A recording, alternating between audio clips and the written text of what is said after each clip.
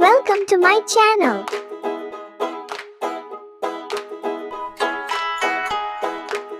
सुवर्ण नगर नामक नगर में धनराज सेठ नाम का एक चतुर और बुद्धिमान व्यापारी रहता था।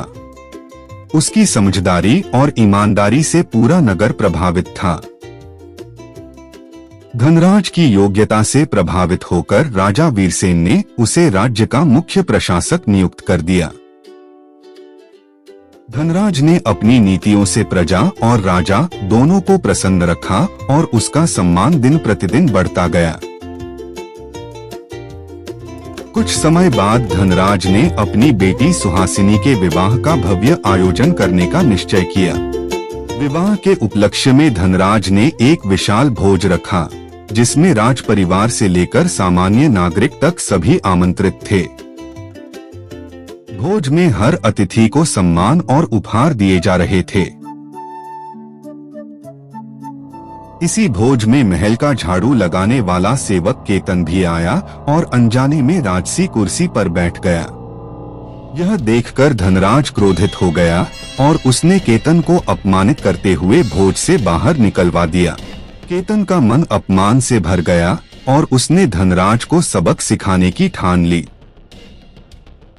कुछ दिनों बाद केतन राजा के कक्ष में झाड़ू लगाते समय जानबूझकर बड़बड़ाने लगा। केतन बोला, इस व्यापारी की इतनी हिम्मत कि रानी का अपमान करे। यह सुनकर राजा चौंक गया। राजा के मन में संदेह बैठ गया और उसने धनराज के अधिकार कम कर दिए।